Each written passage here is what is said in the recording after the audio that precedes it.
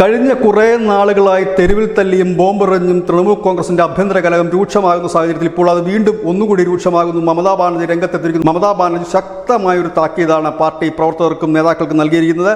മമതാ ബാനർജി പറയുന്നത് മാധ്യമങ്ങളോട് സംസാരിക്കാൻ ചിലരെ ചുമതലപ്പെടുത്തിയിട്ടുണ്ട്, അവർ മാത്രം സംസാരിച്ചാൽ മതി. പക്ഷേ സോഷ്യൽ മീഡിയയിൽ അടക്കം ഈ തൃണമൂൽ കോൺഗ്രസിന്റെ പ്രവർത്തകരും നേതാക്കളും ചേരി തിരിഞ്ഞുകൊണ്ട് തമ്മിൽ ഏറ്റുമുട്ടുന്ന കാഴ്ചയാണ്. നമുക്കറിയാം, ഒരു വർഷം മുമ്പാണ് തൃണമൂൽ കോൺഗ്രസിന്റെ ഗ്രൂപ്പ് വഴക്ക് ഒരു വീട്ടിലെ 9 പേരെ കൊലപ്പെടുത്തുന്നതിലേക്ക് എത്തിയത്.